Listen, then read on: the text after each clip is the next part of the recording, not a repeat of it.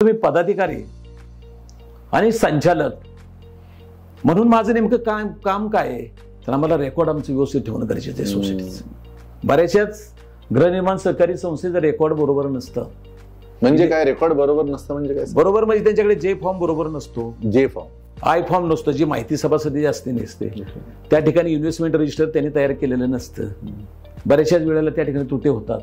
त्याच्यानंतर कुठलं रेकॉर्ड किती वर्ष ठेवायचं आहे नेम 65 नुसार ते रेकॉर्डच त्या ठिकाणी ठेवलेलं नसतं। म्हणजे अनेक गोष्टी आहेत त्याच्यामध्ये। कॅश काउंटर त्या ठिकाणी ठेवलेलं नसतं। आमच्या बायलॉजमध्ये किती पैसे रोख असणं आवश्यक आहे? 5,000 रुपये बायलॉज प्रमाणे। तर काही काही वेळेला 31 मार्च 70,000 पर्यंत कॅश असते काही सोसायटीतून।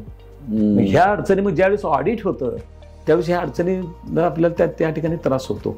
म्हणून आपलं रेकॉर्ड त्या ठिकाणी व्यवस्थित असणं आवश्यक आहे। सगळ्या संस्थेचं मिनिट त्या ठिकाणी व्यवस्थित लिहिणं आवश्यक आहे। आणि मिनिट लिहिताना शेअर्स ट्रान्सफर रजिस्टर जे आहे ते सुद्धा त्या ठिकाणी व्यवस्थित असणं अत्यंत आवश्यक आहे। बऱ्याचशाच ठिकाणी शेअर ट्रान्सफर रजिस्टर व्यवस्थित नसतं, इन्व्हेस्टमेंट रजिस्टर व्यवस्थित नसतं, ह्या बाकीच्या गोष्टी त्या ठिकाणी व्यवस्थित नसल्यामुळे तुम्ही कागदोपत्री तुम्ही स्ट्रॉंग असणं गरजेचं आहे। कागदोपत्री तुम्ही स्ट्रॉंग कागद महत्वाचा आहे, कागद अत्यंत महत्वाचे आहेत।